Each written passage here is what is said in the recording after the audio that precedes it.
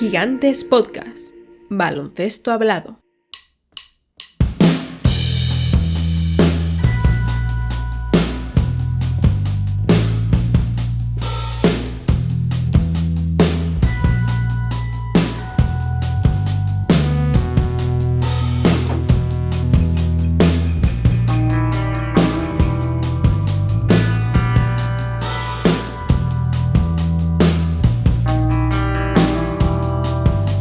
Bienvenidos y bienvenidas a un nuevo episodio de Zona de Gigantes, un podcast de baloncesto centrado en todo lo que ocurre en el panorama español y europeo. En este 10º programa de Zona de Gigantes hablaremos de la Liga Endesa, que está a puntísimo de definir su final por el título, donde ya espera un Real Madrid que no tuvo compasión con el Barça. Para hablar de ello tendremos a Sergio Vegas, junto al cual exploraremos el futuro del FC Barcelona, el potencial del Real Madrid y las sensaciones que nos ha dejado esta semifinal entre el UCAM Murcia y el Unicaja. Se viene un episodio cargadito, mi nombre es Sergio Rabinal, arrancamos.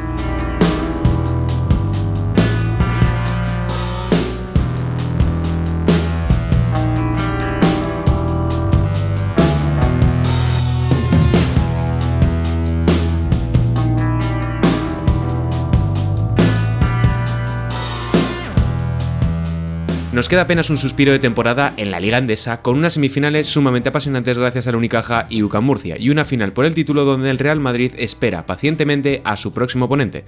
Para este programa tenemos de vuelta a Sergio Vegas, que justo este mes en la revista de Papel escribías un artículo sobre el camino de Juancho Hernán Gómez a raíz del título de Panathinaikos. Vaya historión el de Juancho, Sergio, tras todo lo que ha vivido estos últimos años e incluso ya solamente esta temporada. Muy buenas, y lo primero, increíble la verdad. Yo venía en el avión porque estuvo todo el equipo de Gigantes por allí, ¿no? Con Alex Madrid, con David Sardinero, y pensábamos un poco, ¿no?, en lo que podíamos traer en cuanto a contenido, y el camino de Juancho es increíble, ¿no? Esa frase de me voy a comprar una casa en Berlín, ¿no? Fue un poco, es la verdad, ¿no? Porque la verdad que está claro que es su ciudad fetiche en Europa, donde ha conseguido éxito continental y éxito de clubes. Y la verdad que fue impresionante, ¿no? No tanto porque él jugara un buen partido, que no lo hizo mal, evidentemente la final fue para Lucas o incluso Kendrick Nunn o Matías Lesor, pero la verdad que fue un historión, y lo que vivimos en Berlín pues fue muy bonito, ¿no? Porque fue el regreso de un equipo histórico del baloncesto europeo. Totalmente, y lo comentabas que, realmente no fue una gran final para él porque también ha tenido un cierre de temporada complicado con problemas de salud, pero bueno, ¿tú esperabas que acabase aguantando la temporada con el chaparrón que ha tenido que soportar, con los banquillazos de Ataman, sus declaraciones, el entrar y salir de rotación y demás? Mira, yo tengo la sensación con él de que primero le pedimos mucho, probablemente a uno dirá que demasiado, y luego yo creo que a él este año en Europa, donde ha visto de verdad que cuando él puede aportar y está centrado, es un jugador que ayuda y mucho. Yo creo que es su segunda temporada en Europa, en Euroliga, porque ha sido su debut en Euroliga, no debemos olvidar esto. Pese a que es un jugador ya, no voy a decir veterano, porque no lo es, ¿no? Pero es un jugador ya experto. Creo que le ha venido bien con quien ha estado, ¿no? Creo que a Ataman le ha dado un poquito de palito cuando tocaba y un poquito de zanahoria también cuando venía bien, ¿no? Y yo creo que en el tramo final, sobre todo cuando él tiene este problema de salud, en el primer partido de la serie con Maccabi, luego llega al quinto y lo hace muy bien. Para mí es una pieza muy importante para el Maccabi para el duelo ante Maccabi en el quinto partido. Bueno, pues le dimos bien. Yo creo que él también ha tenido que aterrizar, porque la realidad es que su carrera ha tenido, y en el análisis del artículo lo veía claro también, mucho pico y mucho descenso, porque claro, los picos son la final del europeo con su MVP, que es una de las mejores actuaciones individuales de la historia de un europeo, ganar un mundial acompañado de un mágico Ricky Rubio y de un Marc Gasol que se vistió de su hermano, ¿no?, para llevar el segundo mundial para España. Pero luego le toca los traspasos en NBA, tú lo sabes mejor todavía, con el tema de... Bueno, y una cosa que se pasa muy por encima con el tema de Juancho, y es que en su segunda temporada tiene mononucleosis, que es que se pierde medio curso. Claro, no, totalmente. Y que luego cuando a él no le dejan jugar los juegos, si te acuerdas, en Tokio, con ese problema, ¿no?, que era en el hombro, si no me equivoco, y luego finalmente lo acaba traspasando Minnesota, donde había sido titular, pero luego no participa. Ha tenido muy mala suerte y ha tenido una carrera NBA, una carrera baloncestística que no es 100% real, en el sentido de esto que dice Ricky, ¿no?, never too high, never too low. Porque él ha vivido muy arriba y muy abajo, ¿no? Y yo creo que este año ha sido el primer año en el que ha empezado a coger un camino estable. Yo creo que va a ir la tendencia hacia arriba, y este título de Euroliga le tiene que reconfortar y decir, bueno, ya sé dónde está el camino, ¿no? Si voy para allí, lo voy a conseguir porque creo que tiene muchos elementos para ser un jugador, no voy a decir estrella, pero sí importante en el baloncesto europeo. Sí, sobre todo el hecho de coger confianza por una temporada y un desembarco que en su caso ha sido como frenético, porque desde que sale de Denver hasta que ahora que ha vuelto a Europa ha tenido momentos muy complicados y con la pandemia por medio, que muchas veces lo pasamos por encima, pero en el caso de los jugadores fue bastante complicada. Antes de entrar ya en materia de lo que vamos a hablar hoy, ahora que estamos un poco en periodo como de mercado, casi de mercado en Euroliga, y aunque tiene contrato con Panathinaikos, ¿le ves en algún momento a Juancho regresando a España a jugar en algún equipo de Liga Andesa? Sí, yo no descarto nada, ¿eh? Yo sinceramente creo que, dicho esto y el análisis de la temporada de Juancho, creo que tiene un sueldo muy alto para una estrella Ujú. que probablemente, yo no sé si él llega a ser una estrella, sí, un muy buen jugador. Y las puertas, yo creo que si surgiera una opción, pienso especialmente en Madrid y Barcelona, yo creo que él se lo va a plantear, ¿no? Porque yo creo que en España va a estar, no sé si más tranquilo, porque él tiene mucho hype en España, ¿no? Yo creo que él Sí, vive la resaca de los hermanos Gasol, de Calderón, de Ricky Rubio, a nivel de hype, pero sí que creo que puede ser una buena opción para él. A mí lo que más me tranquiliza de él, pensando en que incluso se queden Panathinaikos, que defensivamente su impacto ha sido bueno casi desde el inicio, ¿no? Y esto es algo que cuando hablaba yo también con compañeros de estadística avanzada me decían, vale, en ataque está muy mal, pero en defensa le da mucho equilibrio al equipo, mejora claramente numéricamente a Dinos Mitoglu y puede estar ahí. Yo creo que es alguien que se puede mover, no creo que sea una de las prioridades, o sea, yo veo otros movimientos de otros jugadores, el caso de Juan Núñez, por ejemplo, pero es algo que no descartaría que se viese. totalmente. Además es que Juancho es que en defensa siempre marca muchísimo la diferencia y en ataque va un poco a rachas, parece un delantero en una mala racha a veces de gol, pero bueno. Este pasado domingo el Real Madrid ya eliminó al Barça de la pelea por el título. Era la primera vez que ambos clubes se veían las caras fuera de la final desde 1995, si mal no recuerdo, y la sensación, Sergio, de que el Barcelona en ningún momento tuvo opción de poder pelear por ganar esa serie. Incluso en aquellos momentos en los que estaba cerca en el marcador, siempre parecían quedarse un poco cortos a la hora de dar el siguiente paso. ¿Qué crees que le ha faltado o que ha echado en falta este Barça para poder siquiera competir contra el Real Madrid en semifinales? Y fíjate que fue ajustando, ¿eh? Porque yo creo que el primer Mm. partido no fue nada bueno, no vimos bien al Barça, pero luego fue mejorando, ¿no? Con una fórmula un poquito de jugadores más altos, la zona también a un momento puntual, pero como tú dices, ¿no? La realidad es que para mí había una diferencia muy grande entre los dos, muy similar a la que vimos en temporada regular de ACB, ¿no? Donde el Barcelona había sumado muchas derrotas y era muy llamativo, ¿no? No que quedara tercero, porque a veces puede aparecer un outsider, Sí. este año Unicaja, Valencia o Baskonia, ¿no? Suele ser lo habitual, pero verle a ese nivel de tantos problemas en áreas muy concretas, ¿no? Yo creo que no es tanto esta eliminatoria como sí consecuencia de todo el año, ¿no? El cambio total de Saras a Grimau. No digo que ni esté bien una cosa ni la otra, porque creo que las dos tienen cosas buenas y malas, pero es cierto que Grimau tiene menos experiencia, apuesta por algo que suena bien en teoría, pero llevarlo a la práctica es complejo. Es decir, pensar, por ejemplo, que Ataman, o Pablo Lasso, ¿no? Que son dos técnicos que dejan jugar mucho al jugador, que permiten tomar mayor libertad en ataque, que no te pongan freno en defensa, que no te pongan unas limitaciones defensivas, pues yo creo que, por ejemplo, es algo que Grimau pues, no ha sabido encontrar, ¿no? Especialmente el caso de Billy, que ha sido muy llamativo, ¿no? Todo el año, lo fuera que ha estado dentro de la idea defensiva del Sí. Barça. Y yo creo que tiene parte de Billy y por otra parte yo creo que Rodríguez Grimau y su staff.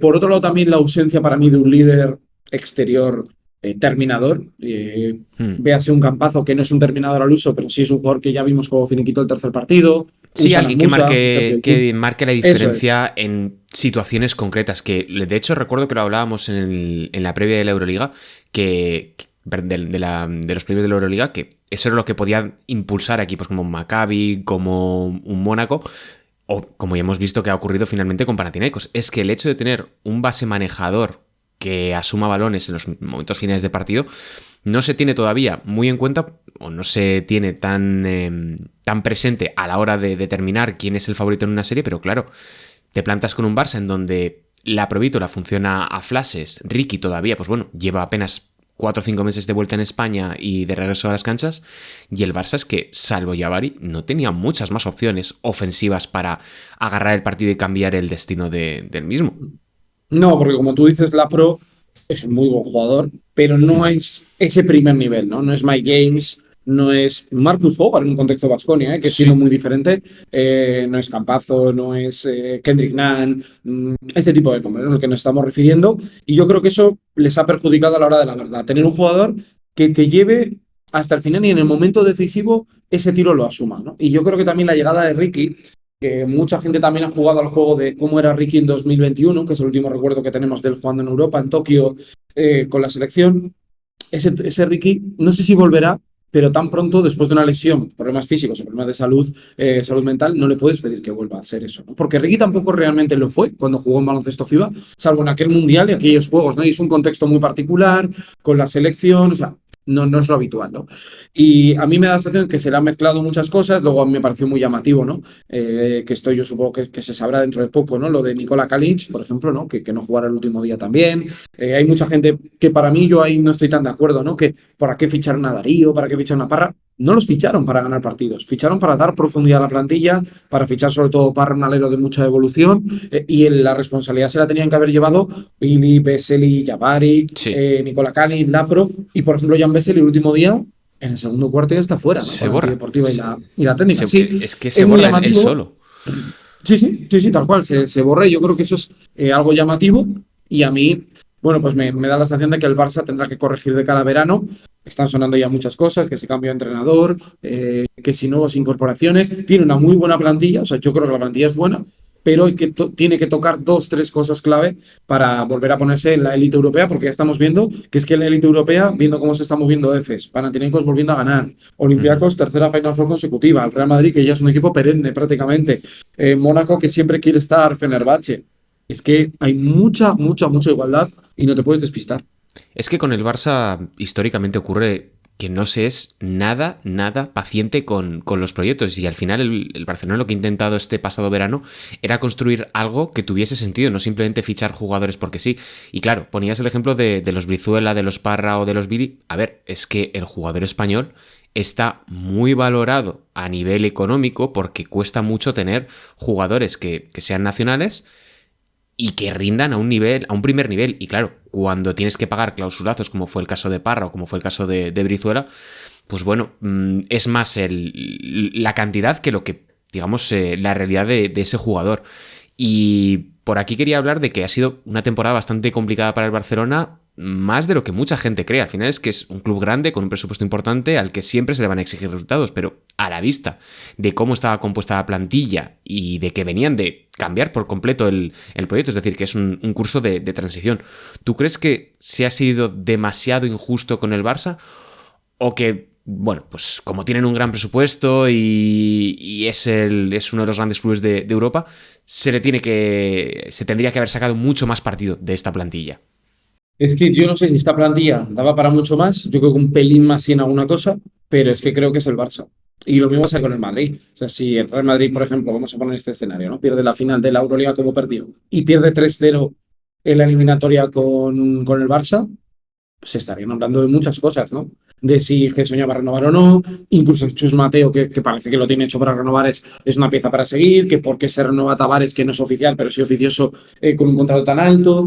Bueno, es la exigencia que tiene este tipo de clubes, que, bueno, pues llevan por un lado la capacidad de poder moverse en el mercado y fichar prácticamente a quien quiera, aunque el Barça haya dicho que haya tenido menos presupuesto que otras temporadas, pero aún así, pues, yo creo que eso que les toca como responsabilidad y no olvidemos que sumaron a Ricky a mitad del camino, también hay que quedarse como positivo porque la gente no se queda con ello, que ya Barry Parker fue, nunca mejor dicho, un triple y han acertado de pleno las imágenes que se le ve llorando, ¿no? Con los compañeros con Mark Mundet, ¿no? De Gigantes, habla un poco de la implicación que él ha tenido incluso, creo que eso es un caso de éxito clarísimo y lo que tienen que hacer ahora es no tirar todo por la borda, es decir, utilizar lo bueno, cambiar lo que no ha sido tan bueno, ajustar detalles, pues probablemente dar salida a jugadores como Kalinic, probablemente Oscar da Silva pues no acabe de Ujú. encajar en el molde, ver qué pasa con Nagy, apostar por la cantera, que este es un gran debate que supongo que también da para mucho, ¿no? Porque ya hemos visto que Yacucheni se marcha a la NCAA y ajustar y volver a ser competitivos porque el Barça se le pide siempre lo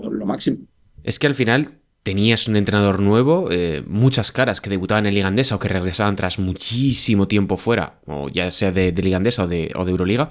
esa adaptación a un nuevo proyecto es que no es fácil, es que parece que simplemente fichar jugadores ya soluciona todo, pero por momentos, no sé si tú también tenías esta sensación, digo, de temporada regular, de Euroliga y demás, por momentos este Barça proyectaba una imagen de desunión, pero no, digamos, como equipo de que se llevaban mal, sino que no había química entre las principales piezas, que no terminaban de encajar por la razón que sea, porque no tenían definido bien su filosofía, porque no terminan de casar algunos jugadores sobre la cancha o por lo que sea. No sé si tú también tienes esa percepción de que este Barcelona iba un poco como a fogonazos, que por momentos eran brillantes en lo ofensivo, pero cuando el oponente oponía cierta resistencia o planteaba algo a lo que no estaban del todo preparados, se venían abajo. Y creo que el mejor ejemplo es lo que hemos visto tanto en estos playoffs de Euroliga contra el Olympiacos como en el primero y segundo partido de la eliminatoria ante el Madrid. Sí, a ver, yo tengo la sensación de que el Barça, primero, en la Copa del Rey nos ofrece una versión increíble, increíble. Yo creo que ahí pusimos un poco el salto muy grande, ¿no? También recordemos en diciembre, con aquellas declaraciones de Juan Carlos Navarro, ¿no? Después de haber perdido. También es que, claro, este tipo de clubes todo se magnifica tanto, ¿no? Es un poco como lo de Gran Hermano, ¿no? Se magnifica y pasa esto, ¿no? O sea, yo tengo la sensación de que me parece un muy buen grupo de jugadores, pero es cierto que luego a la hora de la verdad, pues había gente, yo recuerdo, ¿no? Que decía, no, pues yo creo que Bessel y Billy van a jugar juntos. En Yo 2010 también lo era creía, probable. Yo también lo creía. Esto es un poco como lo de Kevin Pangos y Chris Jones jugarán juntos. A mí me costaba mucho verlo. Y a mí sobre todo porque a Billy es un jugador con dificultades de movilidad lateral y Vesely yo creo que no es el Vesely que vimos jugar en Partizan hace 10 años que jugó Dalé en una final de la Euroliga, precisamente la que gana el Barça. Sí. A mí me da la sensación de que además la llegada de Ricky les colocó el hype muy alto, ya todavía después de haber hecho una gran Copa del Rey, todos tenemos ganas de que a Ricky le vean las cosas. Y para mí, creo que el haber tirado, porque a mí eso sí que me dio la sensación en verano, ¿no? De la época Saras no nos ha servido, tiramos la casa y hacemos sobre los cimientos de esa otra nueva. Yo Es hubiera complicado. aprovechado algo más de lo que había, porque es cierto que Saras tiene sus déficits, no tengo dudas de ello, no es el mejor entrenador de Europa, pero tampoco es un mal entrenador y me parece que defensivamente al equipo le daba una solidez todos los días de 7, que era muy control de estar siempre muy penalizando el error, de estar muy encima del jugador y tal. Sí, lo comparto, pero creo que tenían que haber aprovechado alguna cosita más. Pero es cierto que la apuesta de la plantilla fue una apuesta diferente, fue una apuesta por un equipo más ofensivo, fue una apuesta por un equipo que tomaba tiros más rápido. Pero claro, es que creo que la parte esa, sobre todo de la estructura defensiva, les costó ponerla un poco en liza y ese debate, sobre todo, no para mí, creo que la ausencia de un 4 tirador, la Sí. incompatibilidad entre Vesely y Billy, los 0 minutos de prácticamente Nagy se ha sabido que está lesionado, pero los minutos de la cantera que no ha habido, no encontrar a Jokubaitis en un rol que todos esperábamos que diera ese paso. Satoransky ha perdido más relevancia porque Satoransky era un jugador más de la estructura Saras que no tanto de la estructura Roger Grimau, ¿no? De ese estilo. Pues Sí, yo creo que ha sido un arriesgarte un problema en muchas poco cosas. a, por ejemplo, con Satoransky, buscarle otro rol que no fuese solamente de manejador, incluso ponerle de 4 a pesar de que no tire, por una cuestión de que, bueno, es un jugador que tienes ahí, es una carta que puedes jugar y que quién sabe si, como hemos visto a Mario Gerson ya ganar una Euroliga de 4, puedes plantearte por el tamaño que tiene O jugar Satoransky. muchas veces con 3 jugadores, ¿no? Con Satoransky en el alero, meter, como hizo el otro día en los playoffs. A mí me gustó mucho la fórmula de Ricky y él juntos en el backcourt. Estamos hablando de dos tipos de más de 1,90 y él casi 2 metros. Y luego jugar con un equipo muy grande. Por ejemplo, me parece que tenía una buena opción ahí. También es cierto que Parra pues igual estaba más verde de lo que esperaba, yo creo que Juan Carlos Navarro y Mario Bruno Fernández. Yo, por ejemplo, mucha gente se echaba las manos a la cabeza con lo de Darío. Yo creo que Darío llegó para ser un revulsivo, pero Darío, Sí, por ejemplo, a nivel de Euroliga, físicamente, si hablamos de Lapro, que es un jugador que puede sufrir, ¿qué vamos a decir de Darío Brizuela? ¿No? Que a mí me encanta, el guipuzcoano, pero tiene una situación física que cualquier equipo de Euroliga le podía castigar, ¿no? Y yo creo que ahí ha habido un poco de todo. Y yo tengo la sensación de que el Barça con un par de ajustes lo hará bien. Dijo Navarro el otro día que, por cierto, me gustó mucho que saliera a hablar nada más terminar la temporada, que se agradece también, que muchas veces siempre como medios, ¿no? Decimos, es que nadie sale a hablar, ¿no? bueno, pues salió a la media hora, ¿no? De haber terminado la temporada y Sí. creo que dijo cosas interesantes y vamos a ver, ¿no? Yo quiero ver este verano mercado número 2 qué tipo de movimientos hacen, si sigue Ruye Grimau, porque yo creo que esto puede cambiar mucho, porque si llega Xavi Pascual, llega Lakovic o Tudis o el que sea, pues el dibujo es bien distinto. Sí, que ya estamos dando por hecho que le han cesado cuando todavía... Es que acaban de pasar 2 o 3 días desde que ha terminado las semifinales, queda muchísimo de mercado, de postemporada. Y lo decías antes, quizá el punto más positivo de este curso haya sido Jabari Parker. Llega sin hacer mucho ruido, como un secreto para todo el mundo ajeno a la estructura, encaja a la perfección, se integra y lo más importante es que está sano. Yo que he seguido bastante la carrera de Jabari Parker, yo no esperaba en ningún momento que fuese a ser capaz, no ya de tener un impacto, porque Jabari es un jugador extraordinario, es uno de los mejores talentos individuales que yo he podido ver y técnicos, pero claro, que impactase, que encajase en la química, que se, ¿cómo decirlo?, que se integrase de esta manera en la cultura y en la estructura del Barça.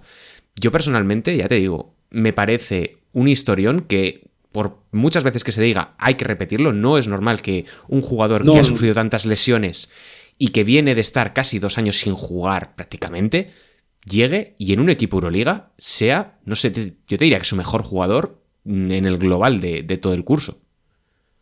es un jugador especial. O sea, tú llevas a alguien, a mí siempre me gusta hacer esta comparación, llevas a alguien que no sabe de baloncesto, lo pones en una cancha y dices, ¿quién es el distinto? ¿Quién es el diferente? Te dice ese, Jabari Parker, ¿no? Como Ricky, pasa un poco con eso, ¿no? Que los ves Uh -huh. jugar y juegan a otra cosa, ¿no? No es el mismo deporte al que jugamos el resto. Yo me he alegrado mucho por él porque yo le seguí, pero no con tanta, igual como tú lo haces diariamente. Y es esta gente que dices, "Joder, qué mala suerte, ¿no? Que lo esté pasando tan mal, que no haya conseguido el encaje que él hubiera querido en la NBA, porque creo que su talento es NBA. Y a mí me gusta sobre todo que haya entendido que ya le pasó con Dante Exum de otra manera diferente, que el baloncesto europeo no es un retiro dorado, sino que es una puerta a incluso ser feliz y poder hacer una carrera en Europa, ¿no? Y creo que él, que fue un número 2 del draft, que fue un jugador que en baloncesto universitario era una estrella y que se esperaba mucho de él, pues se le ve contento. Yo creo que se va a quedar más años. De hecho, renovó el Barça y creo que es Sí. otra gran gestión también del Barça en ese sentido. Pero a mí me alegró mucho, sobre todo porque son de esa gente, pues como ha pasado con Ricky, ¿no? Que yo creo que al terno más cerca lo vemos más, ¿no? De que dices que le vayan bien las cosas, ¿no? Que pueda jugar, que llegue al techo competitivo que él pueda. Y es que el mate el otro día, por ejemplo, Oh, es brutal. a A Tavares, Tavares. bueno, es impresionante. El otro día mi hermano me decía que me parece muy llamativo porque juega baloncesto y está muy metido en el básquet, pero no ve tanto. Me dice, pero este tío estaba lesionado hace año y medio. Le digo, pues sí. Digo, fíjate el mate, ¿no? El mate es de estar pleno físicamente, porque primero hay que ir a hacer ese mate y segundo, contra quién lo haces. Me refiero que eso al final tiene muchísimo mérito Sí, sí, sí. y bueno, pues ha sido para mí una de las noticias positivas, diría, de la temporada del baloncesto europeo, ¿eh? Porque no descartemos que esto suponga un efecto llamada también para otros jugadores que puedan estar en ese escenario y enhorabuena también hay al Barça en ese sentido por tomar riesgos, ¿eh? Porque Sí, creo que sí. también equipos como el Barça y el Madrid, especialmente, riesgos toman muy pocos y este Jabari Parker, siendo plaza extracomunitaria también, era un riesgo y acertaron. Totalmente, porque además con el acierto de Jabari, es que el Barça, digamos que se pone en el mapa, entre comillas, a la hora de leer muy bien el mercado de jugadores NBA que quieren saltar a Europa o que quieren regresar si son del continente.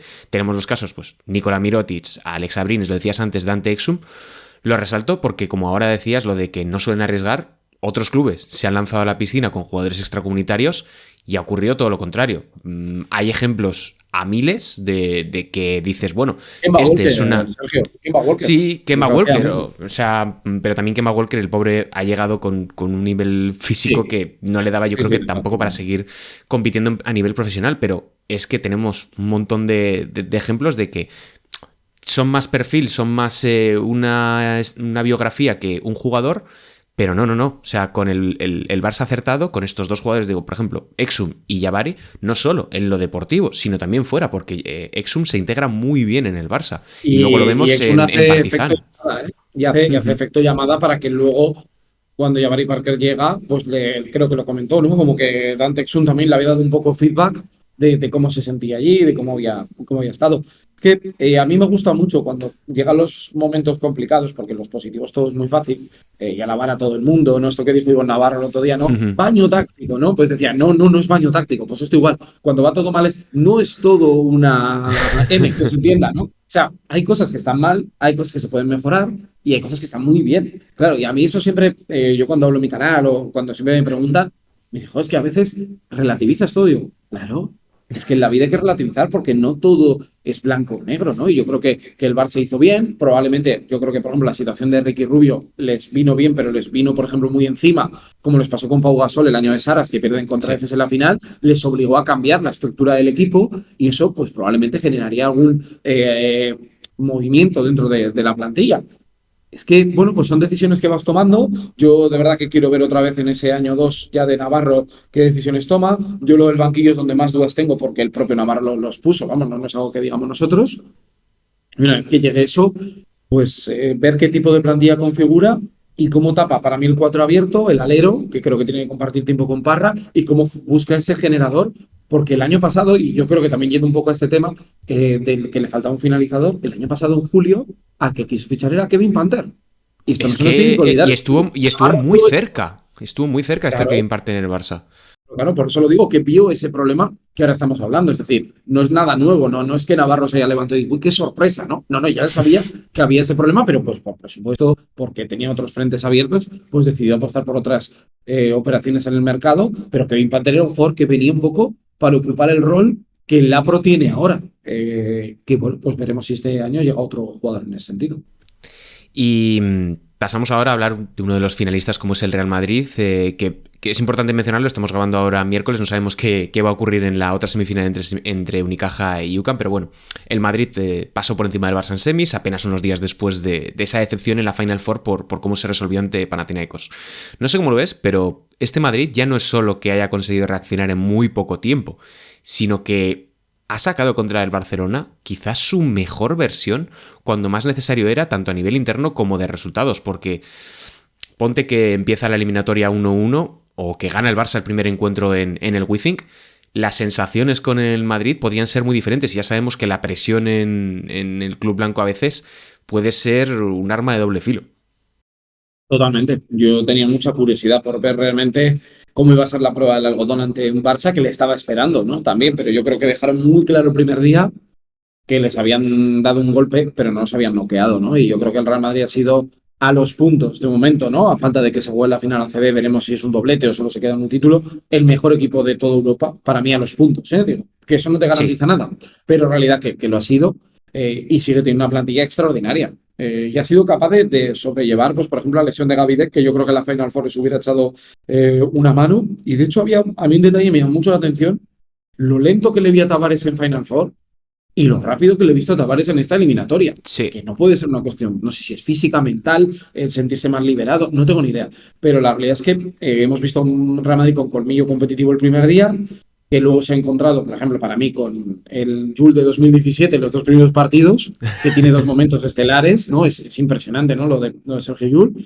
Y luego, claro, si Campazo manda, es que Campazo es el hecho diferencial respecto al año pasado. O sea, el Real Madrid, aunque gana la Euroliga, es porque el Chacho acierta en los momentos clave y les guía a la victoria, más allá de otros matices y la canasta de Jules. Pero este año creo que Campazo, pues de los 80 partidos que habrá jugado el Real Madrid esta temporada, es que en 72 ha sido claramente de los mejores del equipo y el que les ha guiado a esa victoria, no solo con asistencia, sino con liderazgo, ¿no? Y el tercer partido es un partido en el que tienen que capear el temporal, aguantar todo lo que pueden, y los últimos 4 puntos del Facu, pues son la Es una demostración de que barbaridad. es un equipo que balanzado, y vamos a ver, para mí es favorito, juegue contra quien juegue del otro lado, pero con eso no quiere decir que esté ganado, ¿eh? Pero me refiero, creo que el papel de favorito lo tiene.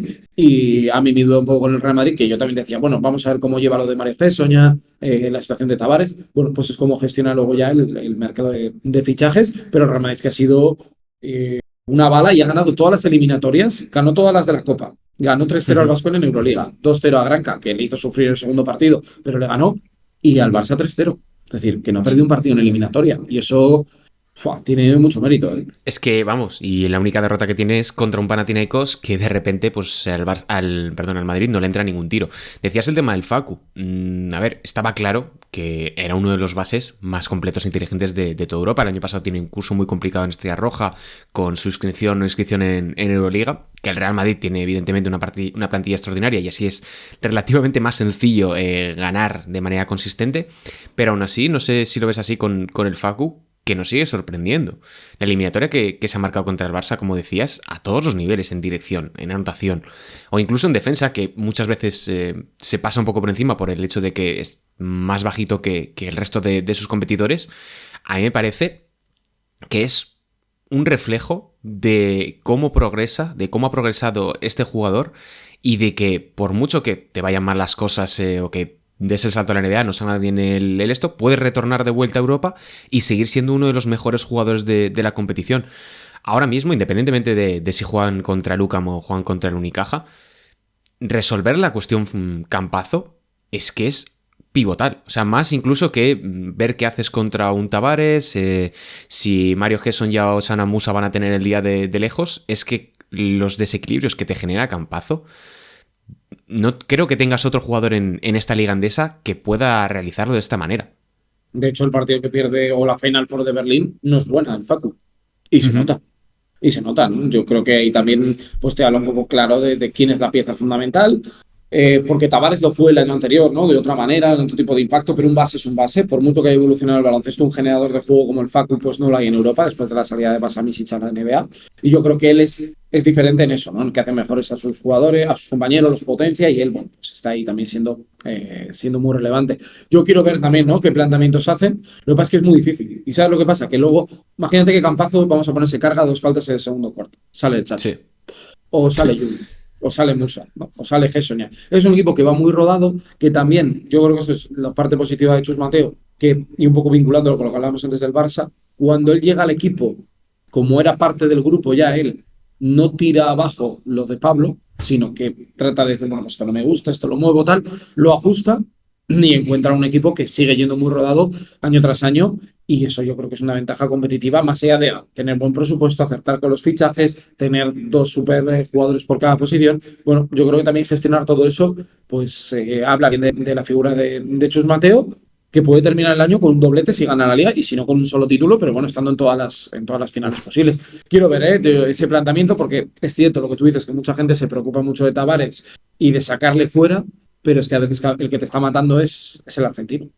Totalmente. Y para entrar ya en el último bloque, estamos grabando, como decía antes, esto el miércoles, antes del quinto encuentro entre Lucan y el Unicaja, que es importante decirlo por si alguien nos escucha otro día y ya sabe el resultado y dice, bueno, que están diciendo estos que van a... La final ya está definida. Pero vamos a hacer un poquito de básquet ficción. ¿Qué equipo crees que le puede competir mejor al Real Madrid en una hipotética final? Porque el Unicaja parece como el mejor posicionado por la profundidad, el talento, pero la verdad es que en estos playoffs me están dejando algo frío. Les vimos sufrir más de lo esperado ante Manresa. Ahora han empezado 0-2 la eliminatoria y han conseguido remontar o al menos forzar el quinto encuentro. Mientras que Luka, que es todo corazón y garra, puede al menos, yo diría, proponer algo distinto y que ponga más aprietos a este Real Madrid. Sí, sí, sí, sí. A ver, yo creo que son 2 equipos que han demostrado, y es una muy buena noticia para la ACB, que estén ahí, que son 2 equipos que aguantan el intercambio de golpes, cada uno en su contexto. A mí la temporada de Murcia, pase lo que pase, me parece extraordinaria. O sea, pero no solo lo que ha hecho Sito, lo que ha hecho la plantilla, la gestión deportiva. O sea, cada vez que había una lesión aparece otro. Lo de Morín es una locura. O sea, que te encuentres un jugador, bueno, que te encuentres, que fiches un jugador de ese nivel y que te dé ese impacto nada más llegar es tremendo. Jonas Radebov firmándolo en las ventanas. Apostar por Rodion Skurux, renovar a todos los que ha renovado, menos Dustin Sliva, tienes a todos garantizado para el año que viene. Y si se van, tienen que pagar una compensación, es decir, Claro. que no pierdes, que es cierto que es una pena deportiva, pero puedes encontrar otro jugador.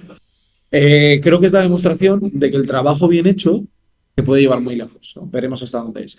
Evidentemente da la sensación de que podría aguantar menos, pero yo ya no digo nada, porque en el Palacio le ganó en enero, es cierto que era Claro. otro momento para el Real Madrid y para Murcia.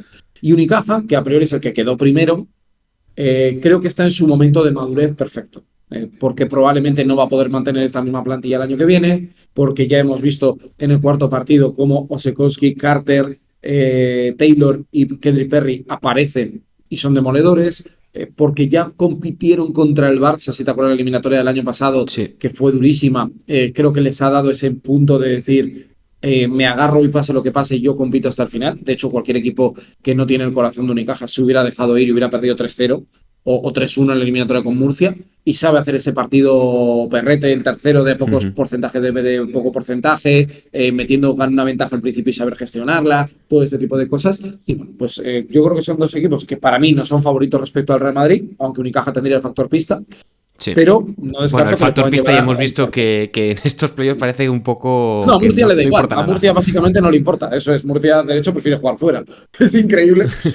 Y la verdad que es tremendo, ¿no? A mí me alegra mucho que no haya sido para cambiar un poco, ¿no? Porque yo entiendo también que hay muchas ciudades ACB que dicen, oye, yo no quiero siempre el Madrid-Barça, que obviamente por presupuesto y por nivel de plantilla suelen Ujú. ser los mejores. Y está bien esta ventana que se ha abierto, pues para ver otros equipos, que podía haber sido Gran Canaria, Tenerife. Entiendo que Valencia y Baskonia, uno sin playoff y el otro cayendo en cuartos, estarán diciendo qué oportunidad hemos perdido. Bueno, la realidad es que los que están ahí se lo han ganado y nos han dejado una eliminatoria, pase lo que pase en el quinto, extraordinaria, preciosa. To- Me ha gustado muchísimo, lo he disfrutado un montón, sobre todo este último cuarto encuentro donde parecía que Lucan se cerraba la eliminatoria. Y ya para cerrar, una cosa que me parece bastante interesante y quiero saber tu opinión. No suele ser muy habitual ver a un equipo que zonea tanto como es este UCAM Murcia, que pone tantas trampas al rival para llegar y verles llegar tan lejos, perdón, en Liga Andesa. ¿Dónde crees que ha estado la clave para llegar a este punto de poner contra las cuerdas al favorito Unicaja, que hasta este punto de la temporada pues era un conjunto rápido, dinámico, que siempre encontraba soluciones a todo, bastante vanguardista para lo que es el baloncesto en Liga Andesa, y que, claro, Sito Alonso ha llegado y se ha planteado con un plan defensivo bastante clásico, un poquito panatinaicos, por decirlo de alguna manera.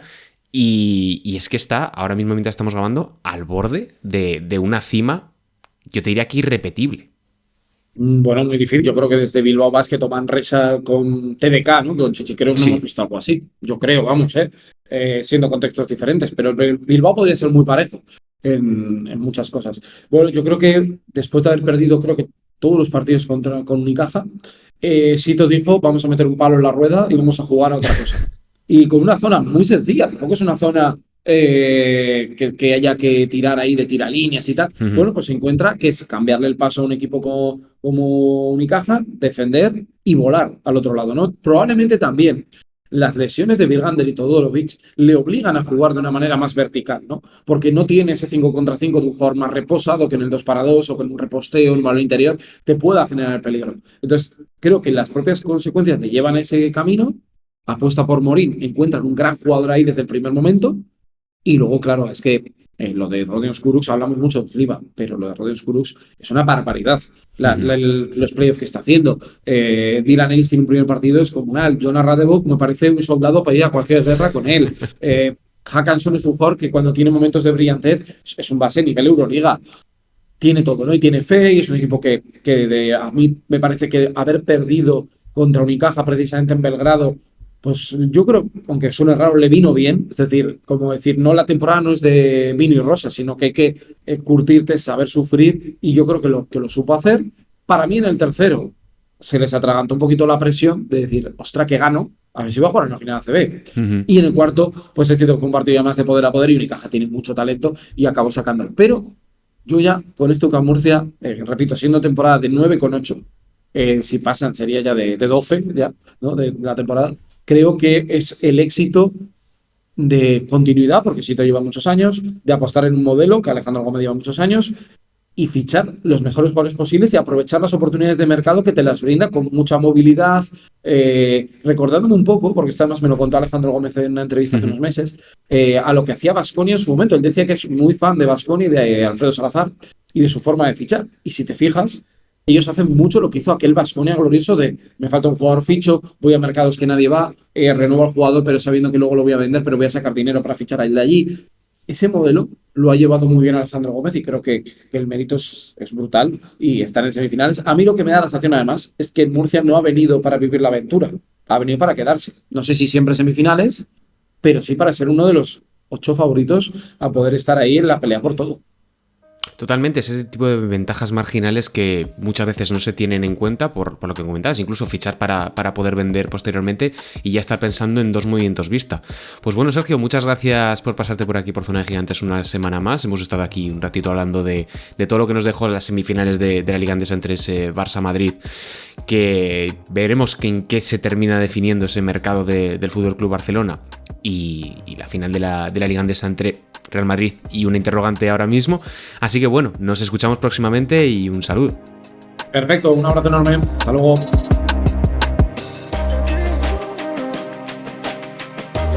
Y aquí concluye el Zona de Gigantes de esta semana. Recuerda que tienes más contenido en Gigantes Podcast como el Gigantes Daily, nuestro programa diario de lunes a viernes donde en menos de 15 minutos te contamos las noticias más destacadas del mundo del baloncesto, o el NBA House que publicamos este martes con la previa de las finales de la NBA.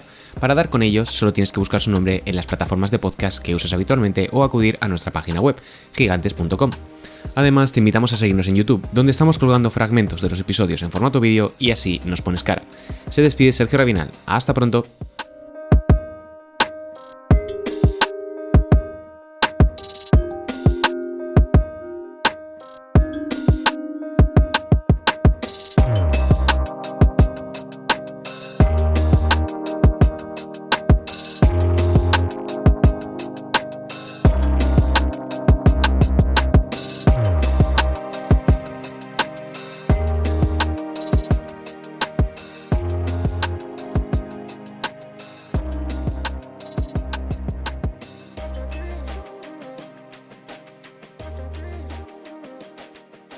Zona de Gigantes es un podcast de Gigantes del Básquet, producido y presentado por Sergio Rabinal.